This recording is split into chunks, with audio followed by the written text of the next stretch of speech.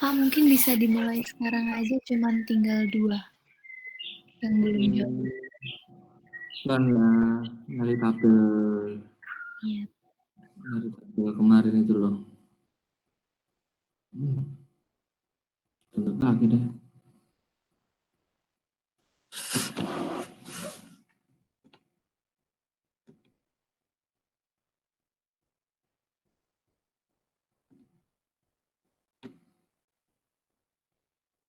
Oke, yuk. Assalamualaikum warahmatullahi wabarakatuh. Waalaikumsalam, Pak. Hari ini kita akan belajar mengenai akuntansi untuk lesornya, dan mulai tahun ini itu di Indonesia itu berlaku PSAK 73 tentang leasing ya. Dia sudah disahkan tahun 2018, tetapi baru berlakunya itu tahun ini.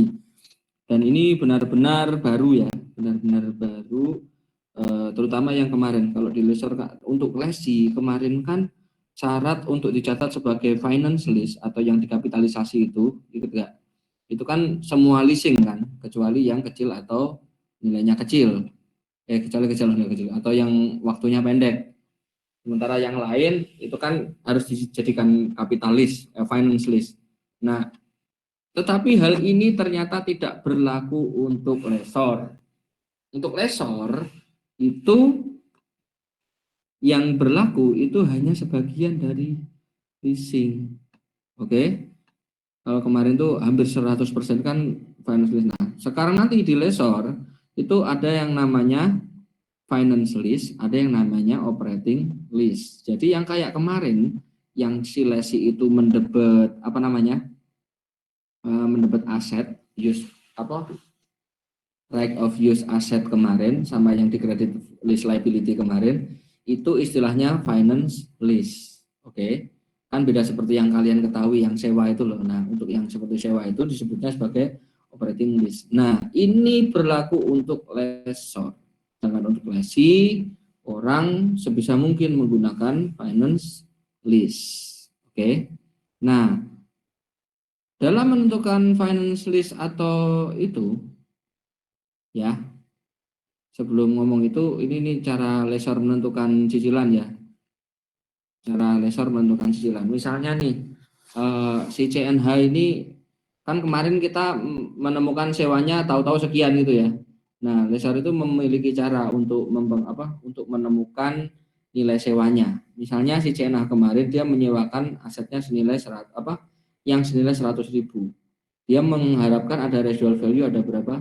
5.000. Nah, terus kemudian si CNH tadi memiliki implicit rate 4%. Jadi dia mengharapkan punya keuntungan 4% ya. Terus disewakan selama 5 tahun. Oke. Nah, terus si CNH ini nanti kemudian dia tuh dalam menentukan cicilannya kok tahu-tahu begini ya. Ya, cara menentukannya saya ganti aja deh contoh-contohnya lain. Nah, juga ini. Sebelum ngomong ini caranya lesor komen. Nanti sekarang aja deh. Dulu sudah saya ajarin ngitung itu belum? Nilai sewa belum? Minggu kemarin. Halo? Guys? Ya. Kayaknya, Pak. Belum ya? Belum kayaknya. Oke. Misalnya begini, saya memiliki mesin dengan nilai 100.000. Mesin ini saya harapkan masa manfaatnya 5 tahun. Oke. Nah, terus kemudian saya mengharap mesin ini mau saya sewakan. Saya mau sewakan 5 tahun misalnya. Nah, jadi sama persis seperti itu ya, masa manfaatnya ya. Saya punya mesin, masa manfaatnya 5 tahun, saya sewakan 5 tahun dengan bunga implisit. Saya berharap dapat bunganya itu 10% misalnya ini ya, 8%. Ya, bayarnya 5 kali setiap awal tahun. Maka kalau saya berharap bunga seperti ini, saya mau keuntungan 8%, nilai sewa saya itu harus berapa? Ya, Nah, seperti yang kita ketahui, present value itu kan rumusnya sama dengan sewa. Bentar, saya gambarkan garis waktunya. Jadi nanti kan gambarannya seperti ini di sewa saya ini. Jadi saya menyewakan kayak begini, ini masa jelek banget. Di sini kelihatan nggak? Nggak kelihatan, harus di sini. Misalnya di sini ya, saya punya, nanti dulu. Nggak bisa ngerubah warna ya. Kau kenapa warnanya nggak bisa itu?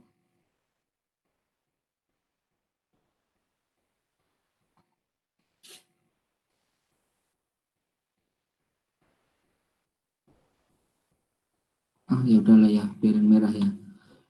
Jadi dia ini menyewakannya kan kayak begini ya. Satu,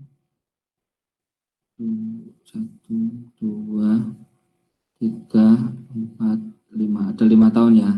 Nah, jadi kan di sini ada sewa, ada sewa, ada sewa, ada sewa, ada sewa, ada sewa. Enggak, ini enggak. Jadi sewa 5 kali kan seperti ini. Di sini saya memiliki mesin yang memiliki yang memiliki nilai berapa? 100. Nah, saya mau ini menghasilkan uang berapa persen tadi? 8%. Maka saya harus nyari nih sewa saya berapa nih. Ini ya cara dia menentukan nilai sewa ya si mesin. Nah, makanya nanti kita mengenal istilah implicit rate itu dari sini caranya. Maka dalam mencari tahu, ini kan kita menentukan ada, jadi sewa itu akan dibayar kapan? Di masa depan kan. Di masa depan kita akan menerima pembayaran sewa sebanyak 5 kali. Sementara saat ini pengorbanan kita untuk memperoleh mesin ini adalah 100. Nah, ini kalau kita gambarkan, maka nanti present value itu kan sama dengan present value annuity factor P. Ini ya, sewa dikali dengan present value annuity factor. Lalu paham nggak di sini? Paham ya? Nah, di sini yang mau kita cari apa? Oh, kita mau nyari nilai sewa. Nilai present value kan sudah ada. Ya, berarti sewa itu sama dengan PV ya, dikali dibagi, berarti dibagi ya ini. Dibagi present value annuity factor. Oke. Jadi sewanya di saya ini maka nanti sama dengan 100.000 dibagi present value annuity factor 5 tahun ya. 5 tahun 8% Ju. Sudah paham? Halo? 5 tahun 8% Ju pakai tabel yang kemarin. Oke. 5 tahun 8% yang Ju 8%. 8% ini ya, 5 tahun ya, berarti ini 4,312 3121 4,321 lah, berarti berapa? 4,321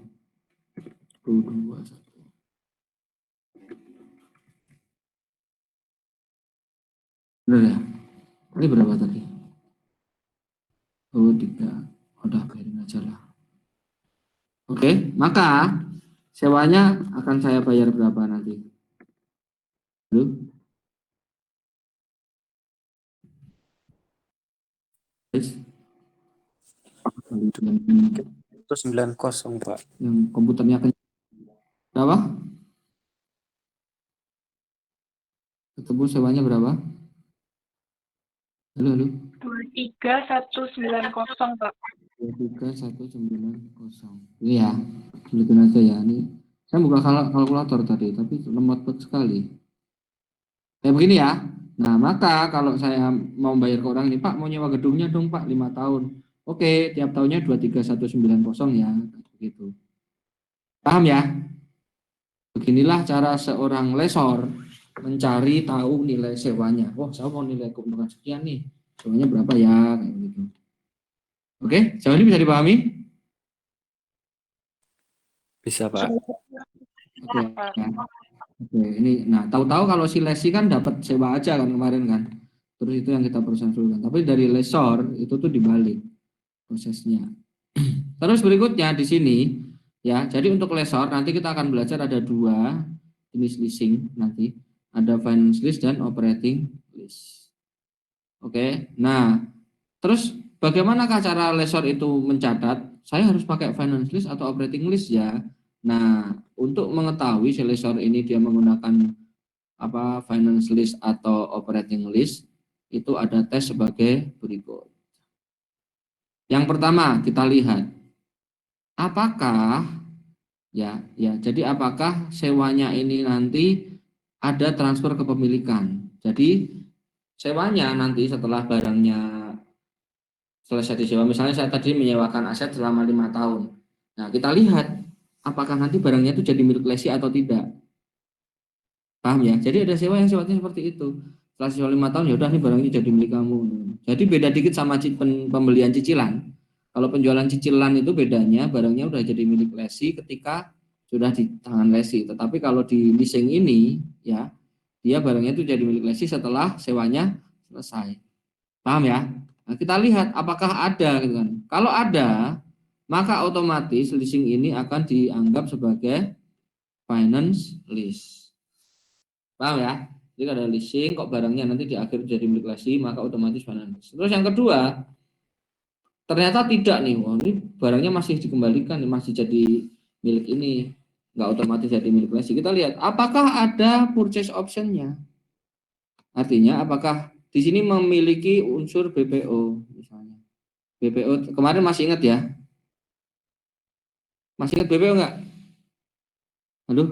Minggu kemarin sudah loh. Masih, Pak. Iya, Pak. Kalau ada BPO, maka langsung yes lagi kan. Nggak ada ini, tapi ada BPO, otomatis dia menjadi finance lease. Tapi ternyata ini nggak ada, BPO juga nggak ada. Nah, terus nanti di sini kita lihat, apakah periode sewanya itu sebagian besar atau major part dari masa sewa, masa manfaat mesin. Masa manfaat mesin lagi, masa manfaat asetnya tadi.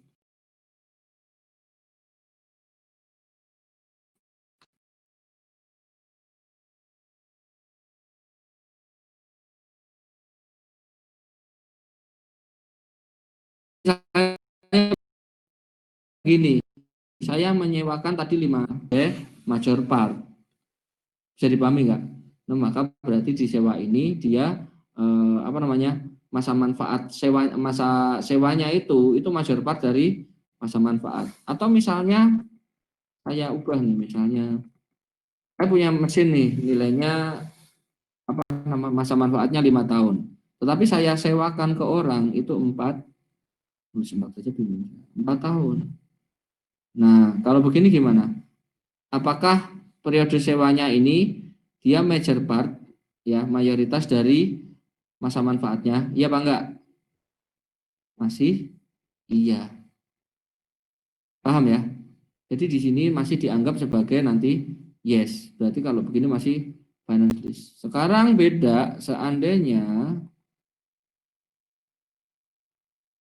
ya, ini saya ganti. Nah, misalnya ini nanti menjadi 2 tahun. Nah, 2 tahun. 2 tahun. Ini berarti menyewakannya major part nggak? Tidak. Jadi ini nanti lari ke bawah. Paham ya? Major part itu patokannya itu adalah berapa persen ya? 80%. 75 ding, kalau dulu bilangnya 75. Tapi nggak ada ya. Kalau di PSAK ini dia tidak bilang berapa persen.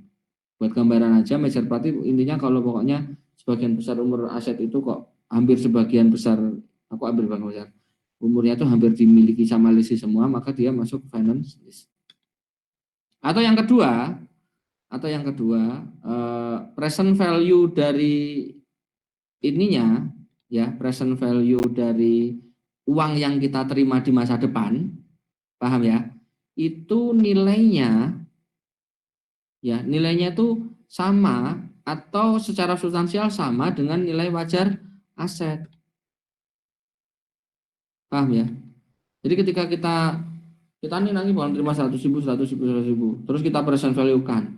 Itu nanti kalau kita bandingkan dengan nilai wajar aset, itu nilainya itu sebagian besar enggak gitu kan. Ya, kalau nilainya ternyata mendekati nilai wajarnya, berarti dia masuk ke finance list. Oke. Atau yang terakhir, jadi ada 5 ya syaratnya ya. Ini yang terakhir barangnya itu sangat spesifik. Sangat spesifik. Saking spesifiknya, ya hanya lesi ini yang bisa nyewa barang saya. Oke. Nah, karena terlalu spesifik, maka ya nggak mungkin ada orang lain tuh yang nyewa barang dia dan dia juga nggak bisa pakai sendiri. Maka kalau seperti ini, walaupun dia tidak ada transfer kepemilikan, tidak ada BPO, sewanya juga tidak itu, masanya tidak banyak, terus kemudian apa namanya present value-nya juga tidak mendekati nilai wajar. Tapi kalau asetnya spesifik seperti tadi, maka dia akan tetap dikategorikan sebagai finance lease. Contoh aset yang spesifik begini.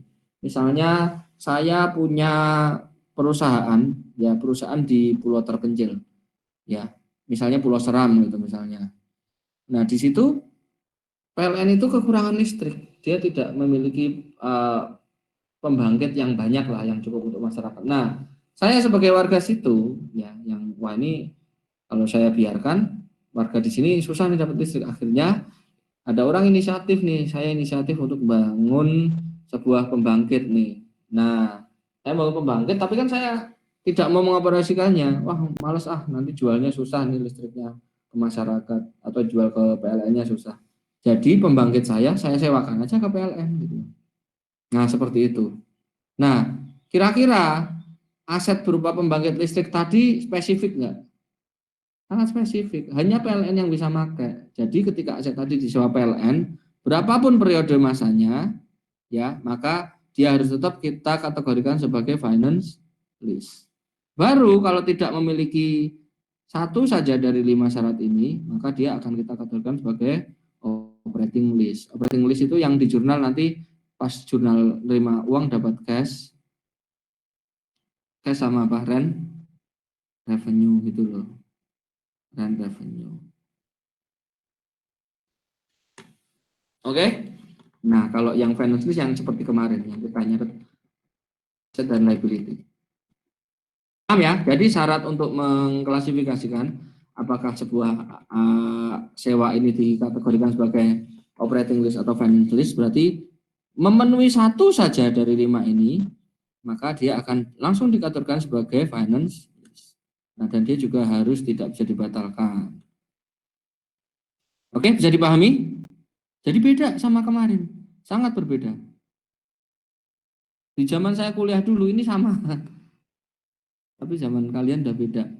Lesinya itu pokoknya harus pakai finance list gitu sekarang. Oke, lanjut apa ditanyakan?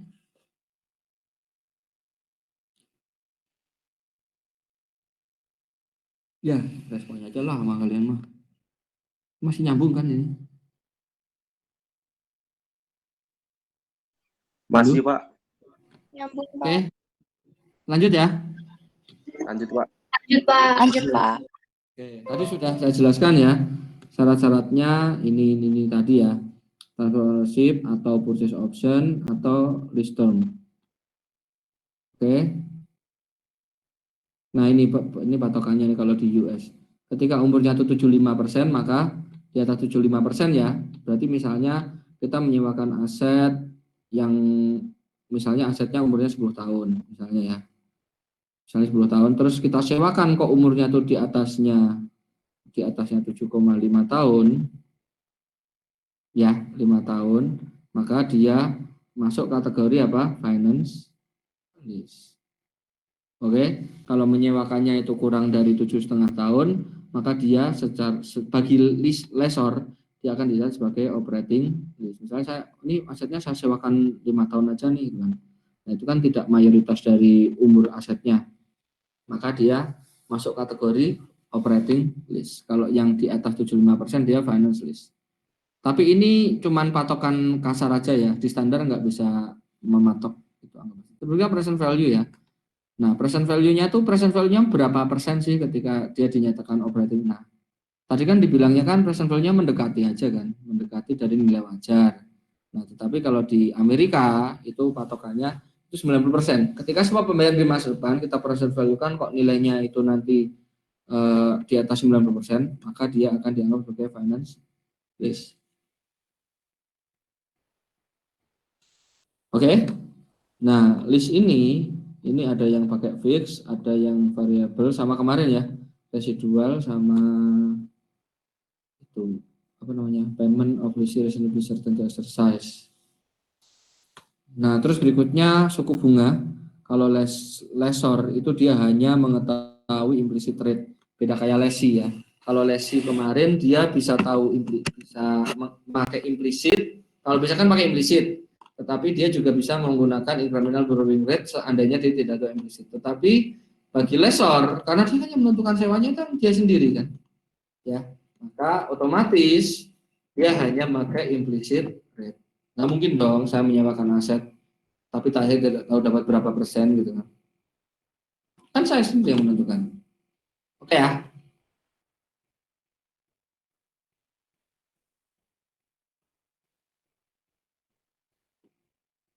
Udah lewatin aja yang itu. Oke. Nah, terus berikutnya nanti nyatet leasingnya itu ada dua jenis ya, tipe leasing oleh lessor.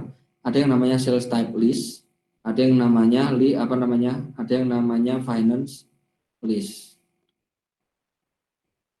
Tahu sales type lease dulu, harusnya finance dulu lah. Ada dua, ada finance lease sama itu. Saya mau ngajarin yang biasa dulu lah. Ya udahlah, ikut harusnya Pak Kiso aja.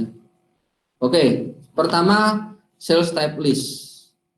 Oke, jadi kalau di sales type list ini, jadi buat gambaran ya, sales type list komennya pakai ketik aja lah. Ya, ada yang namanya sales type list, terus ada yang namanya financing list. Yang membedakan sales type list sama financing list ini adalah kalau di sales type list ya, itu lessor itu dia menambah margin. Oke. Dia nambahin margin. Jadi misalnya ya saya menambahkan margin ini begini. Misalnya saya beli asetnya saya tuh harganya 100.000 nih.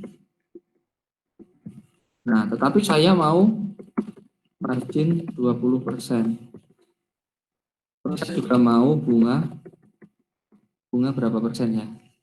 Misalnya tadi ya 8%. Oke. Maka sewa saya adalah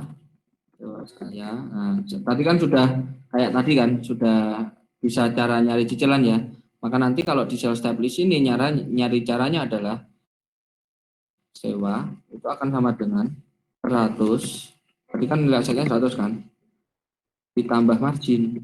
Nah, atau 20.000 baru kemudian dibagi apa tadi? Baru dibagi present value annuity faktor. Nah, ini yang membedakan. Sementara di finance list dia itu dalam mencari sewa itu dia itu hanya 100.000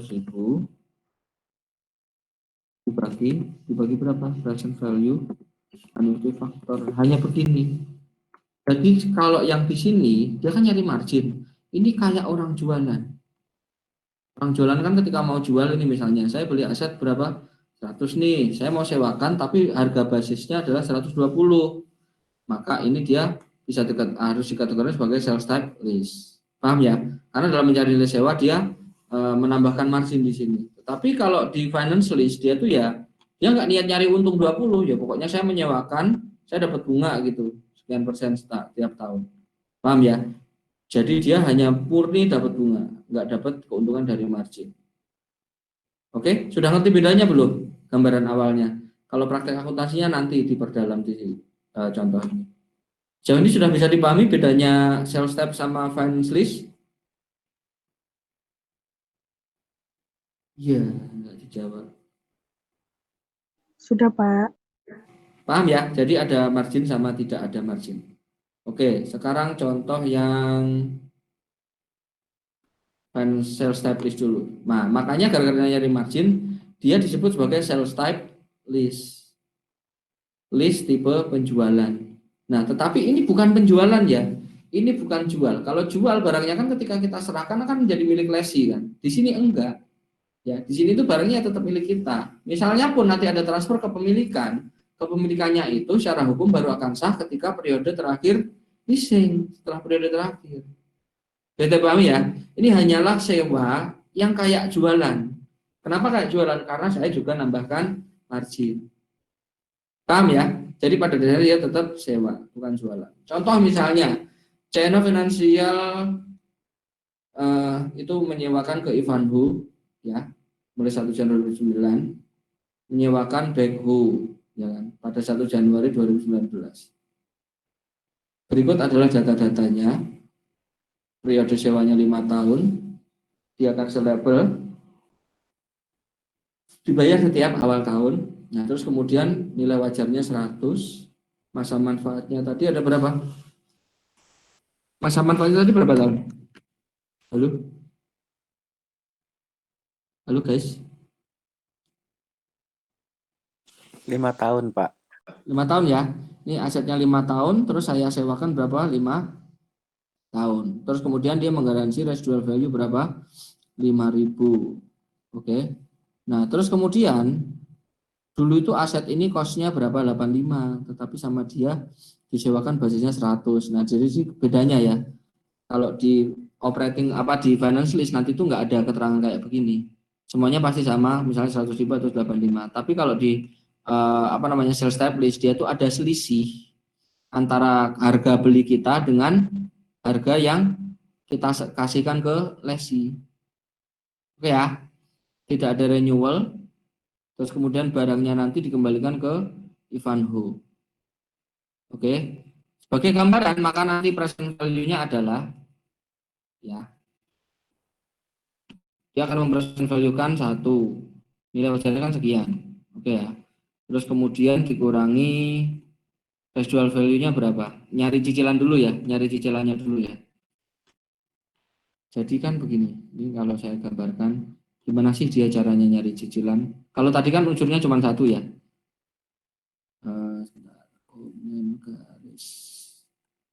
Jadi barangnya itu nanti begini gambarannya teman-teman. Ini 5 tahun, 1, 2, 1, 2, 3, 4, 5. Ya panjang amat. Dihapus A.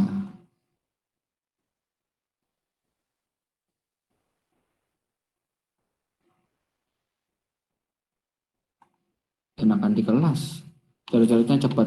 Oke ya, jadi nanti di sewa ini si Ivanhoe ini saya punya barang nilainya 100. Ya, basisnya kan 100 kan. Nanti ada sewa tiap awal tahun, sewa, sewa, sewa, sewa. Nah, yang saya akan terima nanti si sewa ini ya, nanti saya akan terima apa di masa depan? Sewa selama 5 kali, 1, 2, 3, 4, 5. Barangnya nanti diserahkan lagi enggak?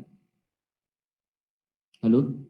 Di sini lihat kejadiannya. Nanti barangnya itu setelah sewa jadi miliknya si lesi atau jadi milik lesor? Halo? Ini loh. Nih, refer to China. Jadi dikembalikan ke lesor. Oke ya. Nah, maka nanti di akhir periode saya akan menerima barang ini lagi. Paham ya? Nilainya berapa? 5. Nah, seperti ini. 5 dapat dari mana? Tadi guarantee threshold value. Jadi pasti nilainya itu paling tidak 5. Oke, maka nanti ketika saya nyari sewa, itu dasarnya adalah ya present value-nya itu jadi berapa? Ada 2 kan present value-nya. Itu pertama ada sewa ini, sekian 1, 2, 3, 4, 5. Oke. Sama ini nilai sewa ini tadi, nilai residual ini tadi. Maka kalau kita gambarkan rumusnya itu present value. Aduh susah. Aja kalau gini. Nanti menjadi mana sih? Oke, jadi nanti kan present value-nya kan ada 2 jenis pembayaran kan? Halo, bisa dipahami nggak? Kalian diem aja kan, saya jadi nggak ngerti kalian paham apa enggak. Iya, Pak. Bisa dipahami? Bisa, Pak. Jadi ada 2 jenis pembayaran ya yang dia terima ya.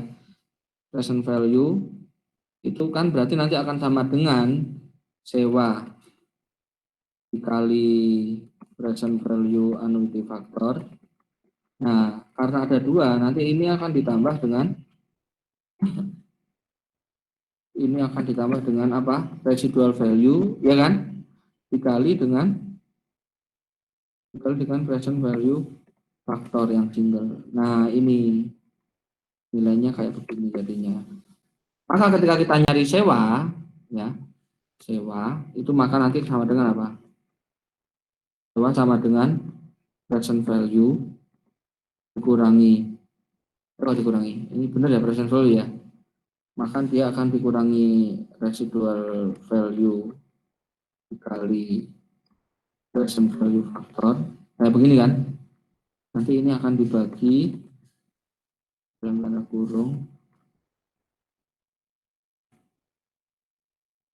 Nah, ini nanti akan dibagi dengan present value annuity factor. Jadi sebelum dia dibagi, dia dikurangkan dengan present value residual value.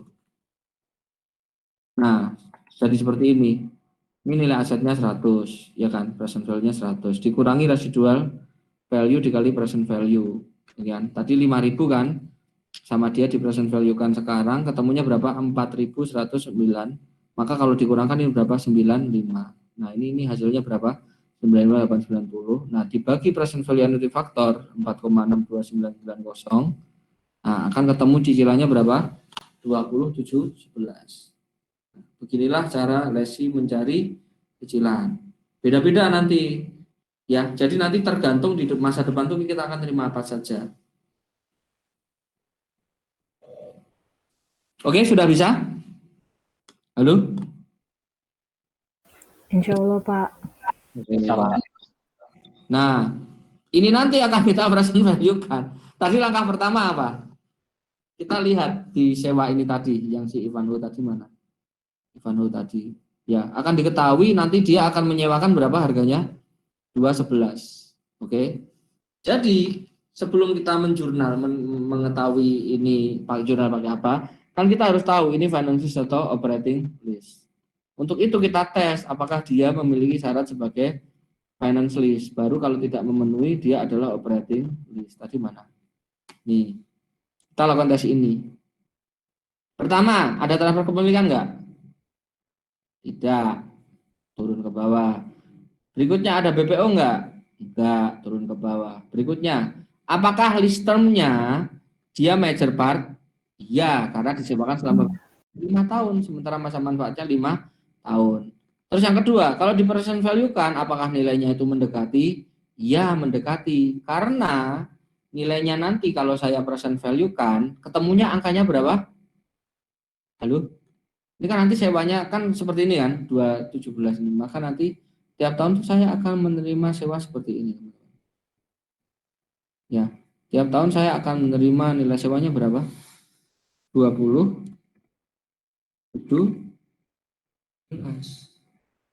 Ini nanti juga sama, 27 11 dan seterusnya. Paham ya? Ini nanti kita present value kan, bla bla bla bla, terus ditambah dengan present value dari 5.000 ya. 5.000 kita kalikan dengan present value-nya, maka akan ketemu berapa? Halo. 100%. Nah, ketemu akan 100%. Berarti dia leasing yang ini itu memenuhi syarat yang ketiga dan keempat. Dia jadi masa manfaatnya itu major part, variable head. Terus yang kedua, dia juga present value-nya itu mendekati nilai wajar atau bahkan sama dengan nilai wajar. Jadi ini bisa dipahami nggak present value ini? Jadi aneh dia di sini. Habis kita nyari cicilan menggunakan present value, nah dia suruh kita balikin, ya pasti ketemunya 100% kalau begini. Ya, ini soal ini bakal berlaku kalau seandainya kita nggak nyari sendiri nilai cicilan. Oke? Maka nanti kan ketemu nih caranya. Pembayaran di masa depan tadi kita present value kan. Berarti cicilan ini dikalikan present value annual factor sekian, ditambah dengan 4.000 kita present value kan, ketemunya berapa? 4.000, 5.000 ya tadi ya. 5.000 kita present value kan ketemunya ini, ditambahkan dengan ini kita present valuekan. Nanti akan ketemunya berapa? 95. 95 ditambah 4.000 nanti akan ketemu berapa? 100.000. Jadi lucu ini, dibolak-balik aja dia. Oke, tapi nanti tenang aja, kalian akan ketemu yang tidak dibolak-balik. Jadi mempersenvolkan itu. Oke, jadi dari hasil ini, hasil persenvolnya berapa? 100.000. Maka nanti kita akan menjurnal list receivable 100.000 sebesar present value-nya itu tadi ya, present value barang di masa depan, sama sales yang kita kredit, sales. Kayak jualan di sini ya. Terus berikutnya nanti di bawahnya akan ada COGS, karena kan kayak jualan, COGS, terus berikutnya yang dikredit adalah inventory sebesar harga per. Silahkan diresolve sebentar.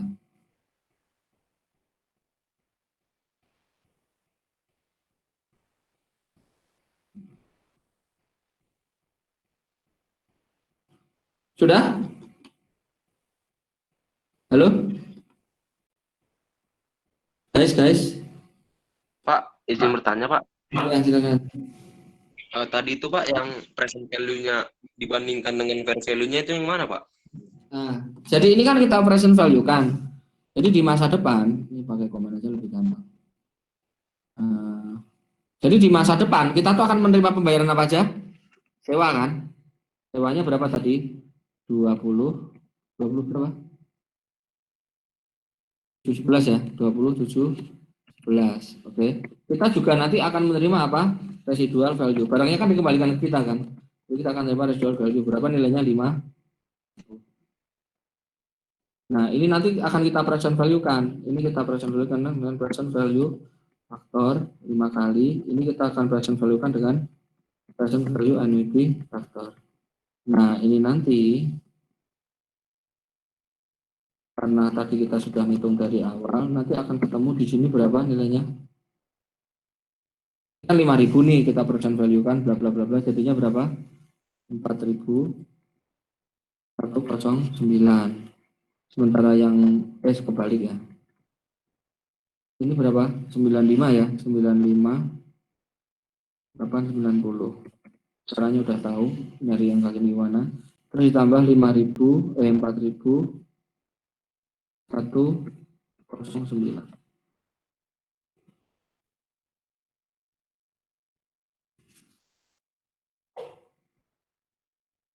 Oke, akan ketemunya berapa ini? 100. Bulutin aja ya.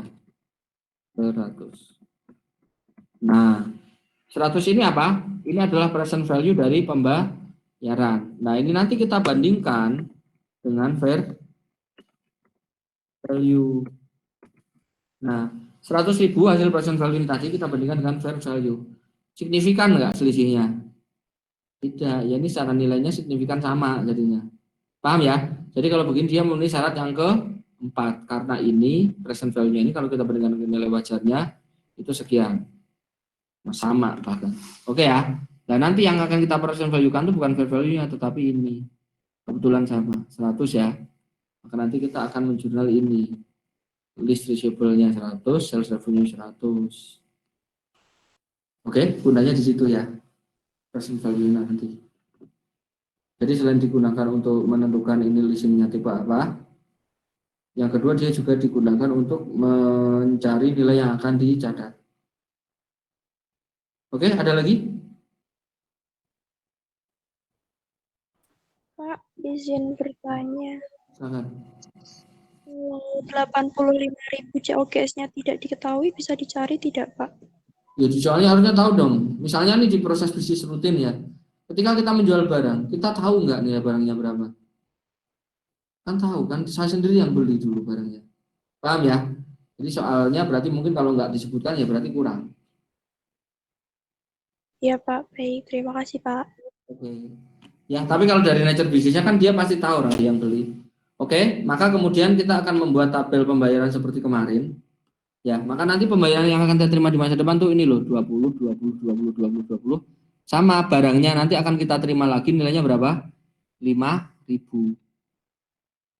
Oke, tabel amortisasi seperti ini nanti habis diamortisasi. Bisa ya ini ya, kemarin kan sudah.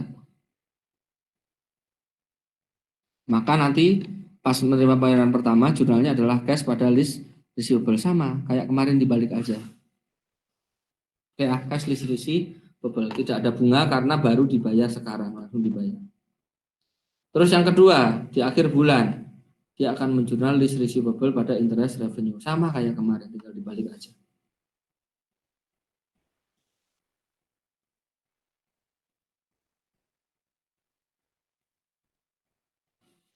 Oke.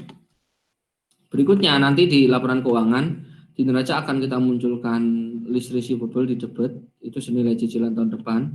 Terus terus di sininya di non current juga ada list receivable juga. Ya, itu yang jatuhnya punya tahun depannya lagi. Yang tahun depan maksudnya di current. Berikutnya di sales revenue nambah jadinya.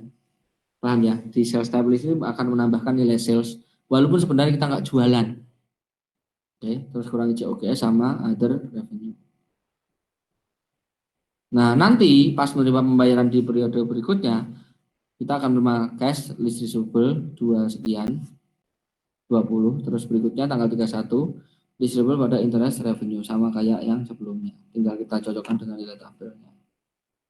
Nah, maka nanti periode berikutnya ketika, tanggal 31 Desember itu membuat jurnal penyesuaian, nanti jurnalnya ini, list receivable pada list revenue, ini bunganya. Tadi kan bunganya belum kita akui. Sudah.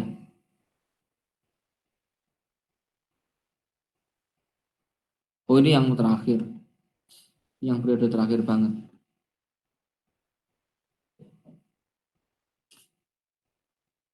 Oke? Halo. Ya, terus terakhir pas barangnya dikembalikan berarti jurnalnya ini ya. List receivable di debit habis ngakuin pendapatan bunga dan ini tadi ya. Nah, dia akan menjurnal list receivable terus terima inventory senilai berapa? 5.000 pas yang ini. Jadi bukan cash, yang atas-atas ini kan cash. Yang ini dia barang. Kalian paham nggak? Kok saya nggak yakin? Soalnya kalau saya ngobrol sendiri, nggak kelihatan respon kalian. Pak, izin bertanya, Pak. Ya.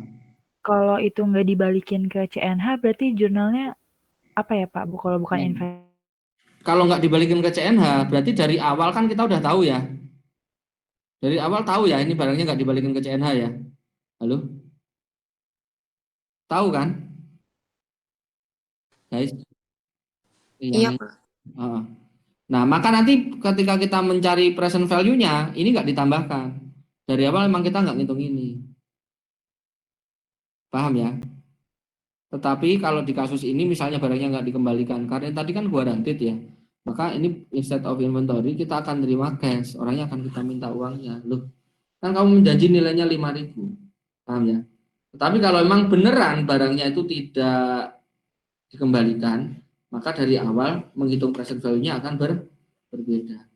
Karena dia tidak ditambahkan dengan residual value.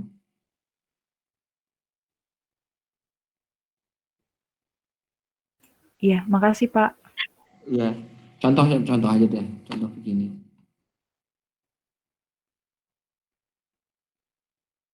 Contoh begini, ini biar langsung tahu bedanya ya. Ini misalnya nih, ini kan tadi nyari sewanya begini ya.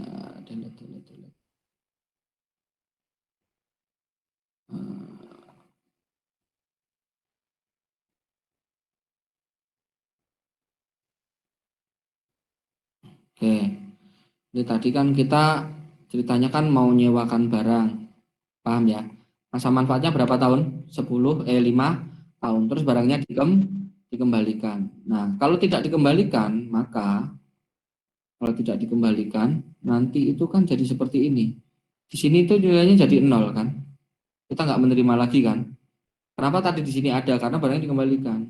Nah, berarti nanti kalau seperti ini skemanya, yang diterima adalah sewa, dan sewa 5 tahun. Paham ya? Maka nanti ketika mencari nilai sewa, berarti kita nggak kurangi sama ini. Jadi nanti ini rumusnya tinggal ini berarti ya, ini nggak seperti ini, nanti adalah 100.000 dibagi present value annuity faktornya. Sama dengan berapa jadinya? 100.000 bagi 4,62 ini. Coba hitung. Halo, guys, kalkulator men.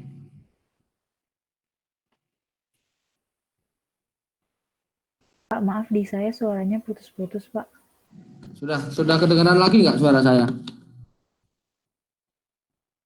Sudah, Pak. Nah, yang nanya tadi. Sudah kedengaran belum? Tadi yang nanya siapa?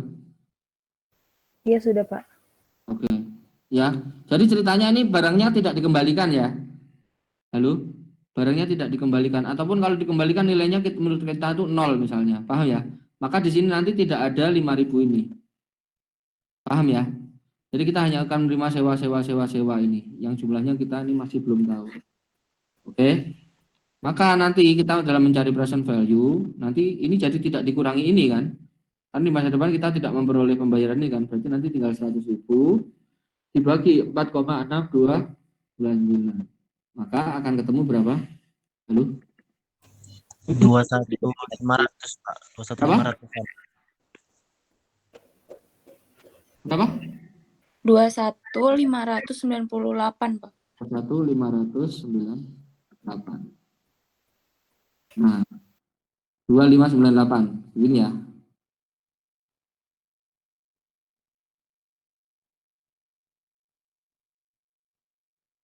Malah hilang lagi. Nah, 2598. Ini kelihatan ya, 2598 ini ya. Ini sewanya. Nah, terus kemudian kita berhasil transaksi sama orangnya. Nah, terus kemudian kan kita harus mempresent value-kan ini kan, pembayaran ini nanti kan. Berarti ini kita present value-kan. Maka akan ketemu present value-nya jadi berapa? Halo? PV-nya kan berarti nanti 21.598 dibagi dikali berapa? Present value annuity faktor yang 2 itu tadi kan. Oke, atau berapa ini tadi? 4,6299. 6299. Ini jadi kayak dibalik doang jadinya ya. Maka akan ketemunya sama dengan apa tadi? 100.000. Kalau tidak itu, maka inilah yang di jurnal. Paham ya? Maka jurnalnya nanti akan sama. Nah, jurnalnya nanti akan sama. Kita akan menjurnal ini, list 100.000, sales 100.000. Paham ya? COGS-nya 85.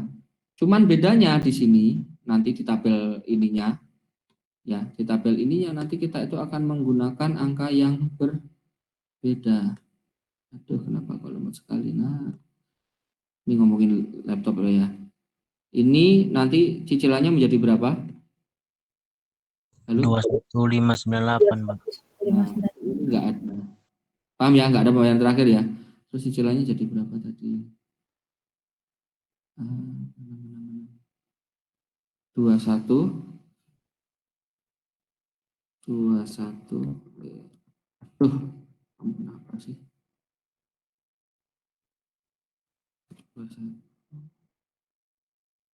21 berapa? 598. Nah, ini kalian tabelnya jadi seperti ini. Paham ya? Ini coret semua nih.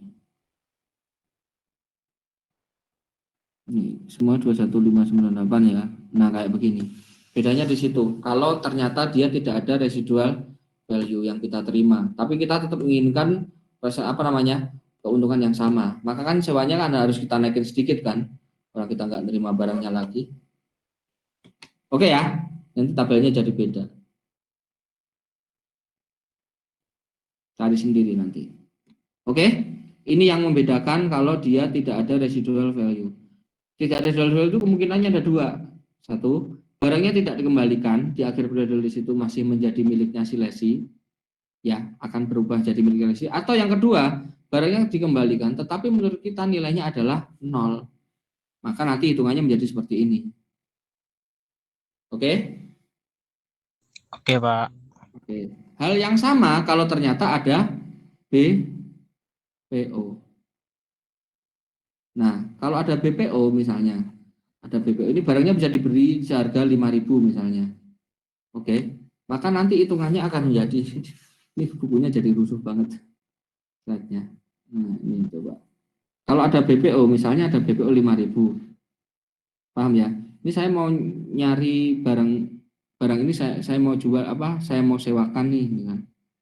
Barangnya saya mau sewakan, saya mau dapat keuntungan berapa persen ini tadi? 4% di sini tadi ya.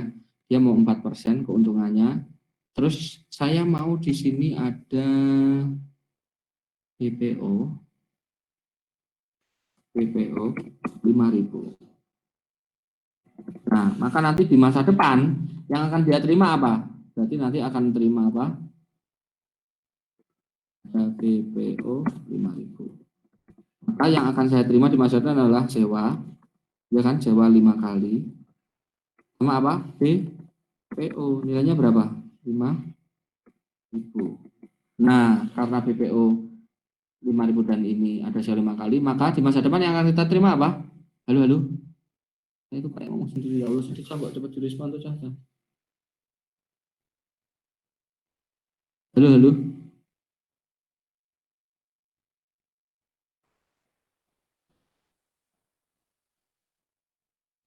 Ini masih nyambung nggak kalian?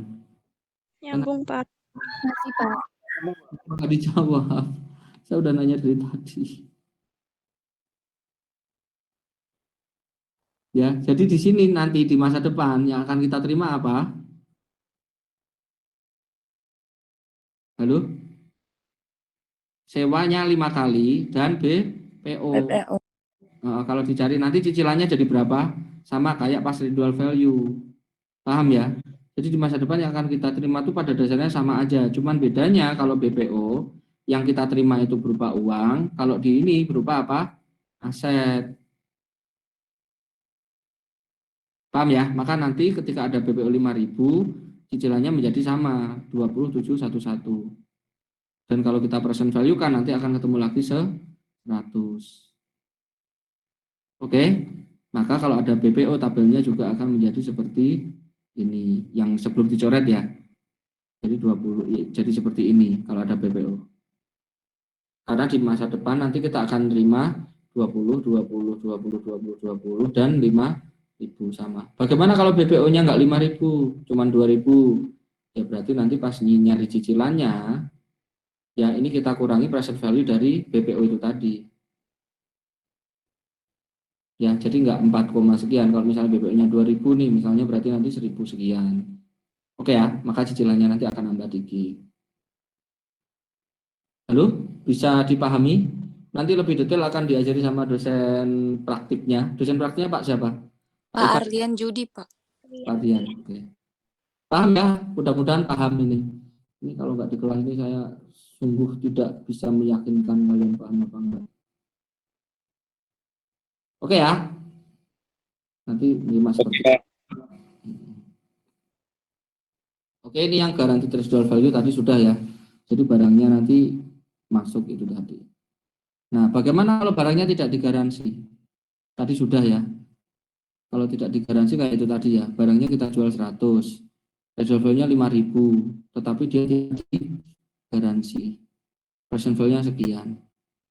Oke, harganya sekian, harga barangnya 85.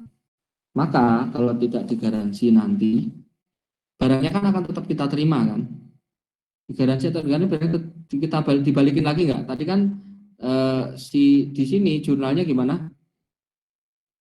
Halo, di sini kok jurnalnya? Di sini nanti ini kan kalau yang digaransi barangnya kan udah pasti nilainya kita terima 5.000. Tapi kalau tidak digaransi barangnya masih dikembalikan ke kita nggak? Halo? Masih, Pak. Masih sama-sama dikembalikan. Maka digaransi atau tidak, nanti cara nyari cicilannya bakal sama. Jadi tergantung nanti di estimasi residual value yang akan kita terima itu berapa. Itu nanti akan dimasukkan. Oke? Nah, tetapi ada sedikit perlakuan. Ada sedikit perbedaan perlakuan. Ini kalau yang tidak digaransi. Ini kalau yang digaransi. Yang kalau digaransi kan jurnalnya kan tadi apa? List receivable pada sales 100, COGS pada inventory 100. Tetapi kalau tidak digaransi, itu nanti nilai COGS itu akan kita kurangi present value dari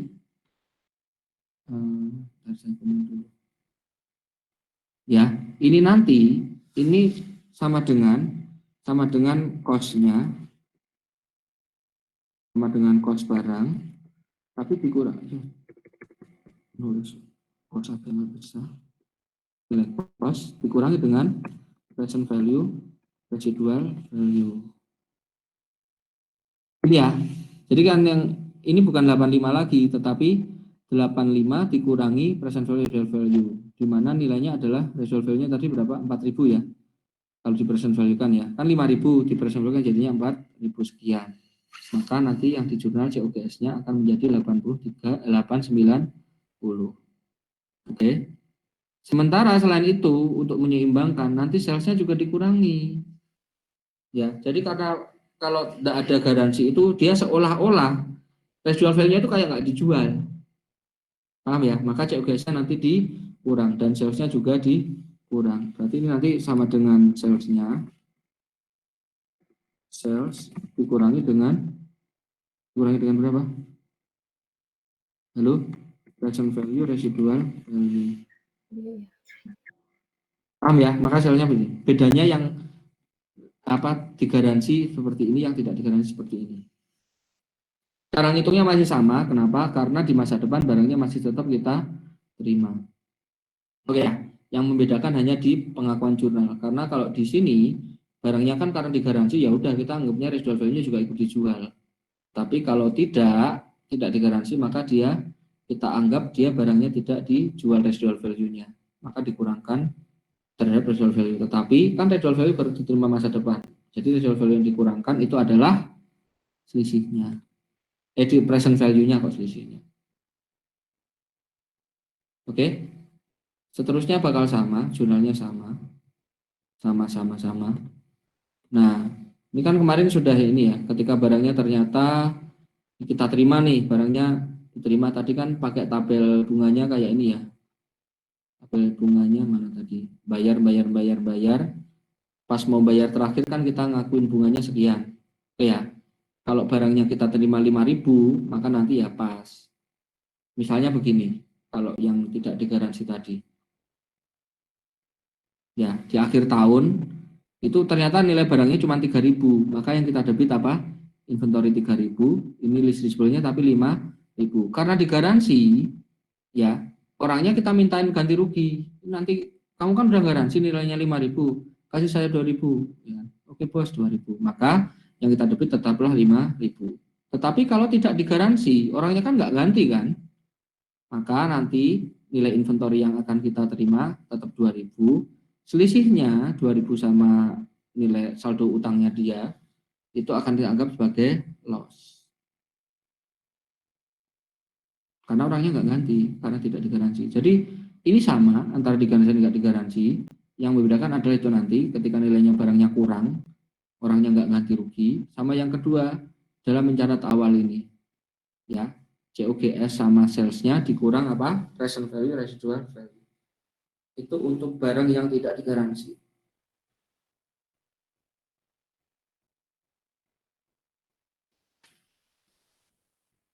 Oke? Iya, Pak. Saya yakin kalian pusing. Ini akan jadi materi kalian yang paling susah ya di UAS ya. Ini untuk yang operating list nggak usah saya ajarkan. Sama kok, intinya cuma operating list yo sederhana sekali. Kalau nerima berarti nanti ada unearned kalau bertahun-tahun gitu kan. Atau langsung list revenue gitu doang. List liability executory cost. Nanti biar Pak ini, executory cost adalah normal expense yang aset. Executory cost include in fixed payment required by included in fixed payment for purpose measuring list liability. Jadi kalau ada executory cost nanti ditambahkan ya di sewa ya. Halo? Payment by lessee made directly by taxing authority expense. Payment made by lessee directly to taxing authority or insurance provider. Nah, jadi untuk biaya-biaya yang dikeluarkan sama lesi, ya selain biaya sewa itu istilahnya apa? Executory cost. Ya, biaya di awal itu loh.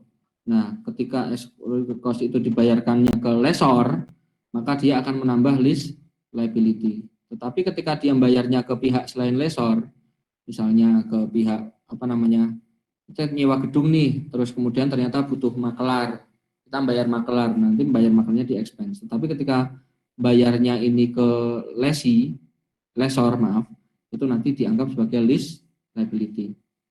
Oke, termasuk biaya yang terjadi bulanan ya, bulan rutin ya.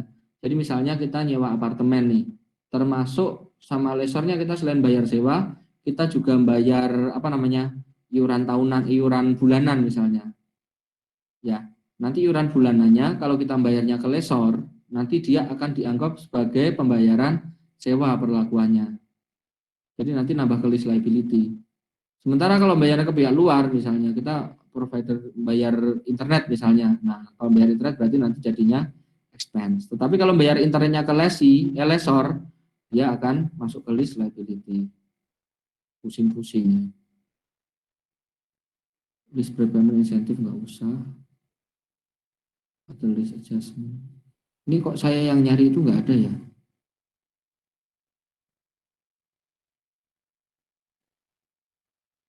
Ini langsung latihan aja, nanti sambil dibahas ya jurnalnya ya. Iya, Pak. Sales back nggak usah. Jadi nanti jam 3:30 gitu kalian nanya ke saya biar saya jelaskan cara ngerjakannya. Ya, sales back ini sepakat untuk tidak diajarkan ya. Nggak usah. Nah, ini yang direct finance list sekarang. Kirain sudah selesai, ternyata tidak. Jadi tadi kan leasing itu ada dua jenis ya, sama lessor ya. Ada yang namanya apa? Sales type lease. Ada yang namanya direct financing lease. Oke. Kalau yang sales type tadi dia pakai margin. Oke ya.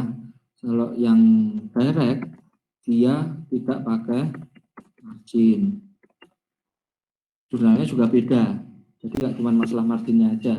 Oke ya, ada dua ya jenis tipe yang tadi sudah kita pelajari, yang ada sales COGS tadi namanya sales type. Kalau yang direct financing itu seperti ini perlakuannya. Contoh misalnya, ini kita menyewakan barang 4 tahun, ya rental paymentnya berapa? 11 setiap awal tahun. Dia nilai wajarnya berapa? 4.000. Terus kemudian cost-nya 30.000. Ini buat siapa sih kok ada beda cost sama itu? Oh, nilai sekian. Tidak ada renewal option, maka implicit rate-nya adalah 8%. Oh, ini untuk lesi ini, Cah. Untuk lessor ya. Oke, sekarang kita hitung.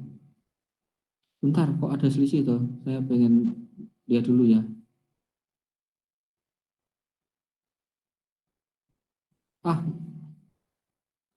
Contoh kasus aja deh. Ternyata bukan direct finance list. Halo, yang ini sudah paham belum? Jadi kita ada sewa nih. Sewanya tiap bulan berapa? Tiap tahun berapa? 11.000. 4 tahun. Oke ya. Ini contoh kasus aja deh kalau begitu. Tadi kan sudah kita bahas. Sekarang kita contoh kasus. Nah, ternyata nilai wajar asetnya tadi 40.000. Ya. Masa manfaatnya berapa? 4 tahun. Sampai nilai sisa. Oke, jadi kita sewakan 4 tahun ya. Jadi kita punya aset nih, masa manfaatnya 4 tahun, kita sewakan berapa? 4 tahun. Sewa per tahunnya berapa? 11, sementara nilai wajarnya sekian, sementara kosnya adalah 30.000. Maka nanti ya si lessor ini dalam mencari bunga ini tadi ya, dia kan tidak ada residual value nih barangnya. Maka nanti dalam mencari nilai sewa ini kebetulan sudah tahu nih, seandainya belum diketahui, oh saya pengen 8% nih, maka nanti rumus sewanya itu adalah 40.000 nilai wajarnya dibagi dengan present value annuity factor yang due berapa tahun? 4 tahun 8%. Ketemunya adalah 11.182. Jadi pahami ya? Tadi kan sudah kita bahas yang ini. Oke? Tidak dikurangi residual value ya. Kenapa? Karena di transaksi ini di masa depan kita tidak menerima residual value. Jadi langsung dibagi. Oke? Nah, terus kemudian sebelum mencatat ini sebagai lesor dulu ya. Kita sebagai lesor harus ngetes dulu perjanjian ini. Apakah dia termasuk finance lease atau operating lease. Oke, kita tes yang pertama. Ada transfer kepemilikan enggak? Not cancelable, rental payment, non-renewable, implicit reversal 8% is known by Parker. Ada enggak di sini? Diketahui enggak? Nggak diketahui ya, ya udah anggap aja nggak ada. Oke, nggak ada. Terus ada BPO nggak? Tidak ada. Apakah masa manfaatnya itu, masa sewanya itu majority? Ya, karena 100%. Oke. Terus apakah present value-nya itu mendekati nilai wajar? Iya, karena 100%. Maka list ini sama lessor akan dicatat sebagai finance list karena memenuhi syarat yang nomor 3 dan nomor 4, yang periode sewa sama yang present value. Oke. Nah, maka nanti si lesi akan lesor jurnalnya kebetulan sama, tabelnya sama ya. Karena nilai yang dipakai lesi sama lesor sama. Nanti kan lesi kan akan mempresent value kan juga kan kemarin. Masih ingat gak? Ini akan dipresent value kan, bla bla bla bla 4 kali, maka akan ketemu berapa? 40.000. Ini untuk buat lesi ya kan. Maka ini kan dia akan mencari present value. Present value sama dengan berapa? Sewanya kan 4 tahun aja kan. 11.182 oke, dikalikan present value annuity factor. Oke ya. Nah, nanti di sini di soal ini nanti akan ketemu berapa? 40.000. Nah, maka si lesi akan mencatat nilai right of use asetnya 40.000 sama liability-nya 100.000. 40.000. Lesi sama lesor sama. Nah, ini maka lesor akan mencatat seperti ini. Lesinya akan mencatat right of use aset 40.000 sama lease liability. Sementara lesor kayak yang tadi kan, lease receivable 40, inventory 30, salesnya 40, CGS 30. Pas cicilan pertama, lease liability 11, cash 11. Ini dibalik aja nih si lesornya. Cashnya 11, lease receivable 11. Berikutnya, ngakuin bunga sama. Interest expense pada lease liability. Sementara lease receivable pada interest revenue. Sesuai tabel bunga tadi ya. Nah, si lesi akan mendepresiasi, sementara si lesor tidak, karena barangnya kan sudah ditransfer ke lesi. Oke. Terus nanti bayar bunga, depresiasi, udah selesai, dan seterusnya. Ini apa lagi nih? Oke, contoh yang skenario 2. Listnya tidak bisa dibatalkan. Oke, soal 2. Setiap tahun rental payment-nya berapa? 9.538. Lift-nya itu punya nilai wajar berapa? 40.000. Masa manfaatnya 6 tahun. Ini beda kayak yang tadi berarti ya. Terus nilai asetnya, nilai residual value-nya itu adalah berapa? 80.000. Halo? Halo? Ya, Pak. Ini banget sama yang tadi ya. Ini nilai asetnya 40. Oke ya. Tapi residual value-nya adalah berapa? 80.000. 80.000 kok lebih gede residual value-nya ya daripada ininya ya. Kayaknya 8.000 deh Pak, itu di bawah ada. Mana? Nggak ada.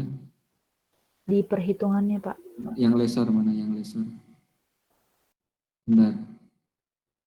Nggak ada. Nggak ada.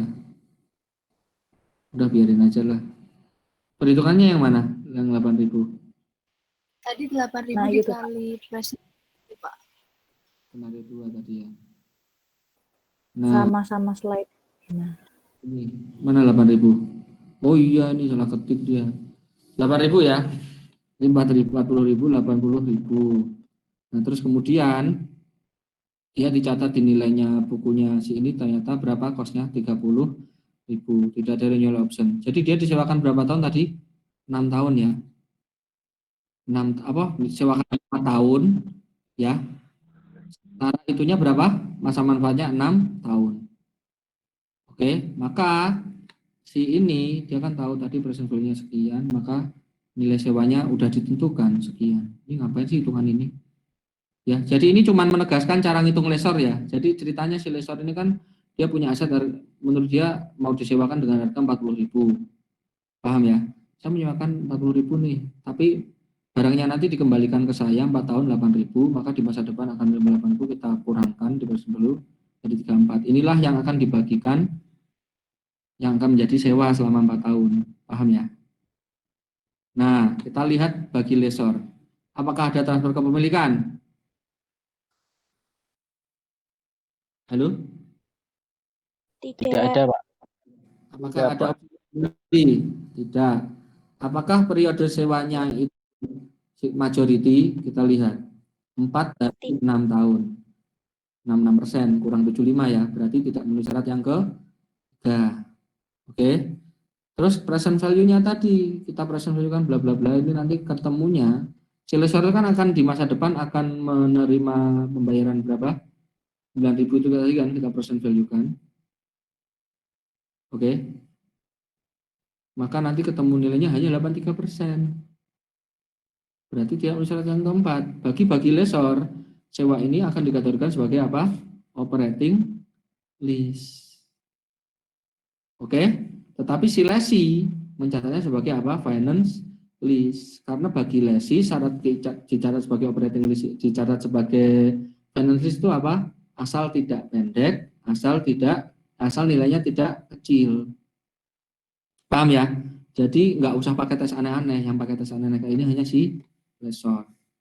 Oke, maka si lesi akan mencatat seperti biasa, rate of use asset, debit, kreditnya lease liability, terus pas bayar lease liability sama cash.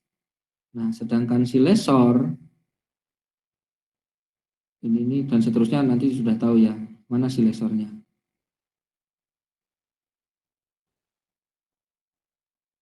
Enggak ada si lessornya.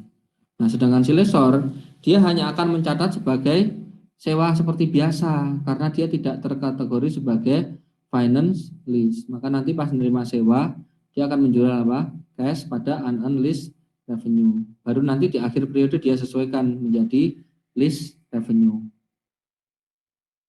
Oke. Nah, karena di sini bukan finance lease, maka dia tetap harus melakukan depresiasi. Jadi nanti lucu di sini. Aset ini didepresiasikan sama 2 orang. Lesi mendepresiasi, lessor mendepresiasi. Oke? Ini pengayaannya sudah, bandingin kalau lesi itu beda. Ini, mohon maaf ya, saya ngajarnya agak geradakan buru-buru. Soalnya biar sempat latihan. Terus juga tadi sedikit agak telat. Oke ya, tugasnya saya kirim di itu, Telegram. Sementara untuk sesi ininya sekian. Nanti kalau mau nanya silakan nanya. Kalau perlu untuk membahas nanti ternyata kita membutuhkan beginian lagi, meet lagi, silakan nanti bisa kita buat. Oke, cukup sekian. Saya belum salam dulu ya, nanti aja pas sudah selesai. Ya, Pak. Ya.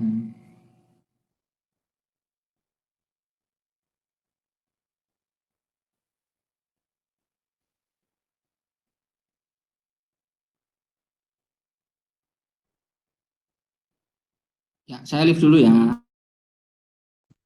Makasih, Pak. Makasih, Makasih, Pak. Pak. Makasih, Pak. Makasih ya, Pak.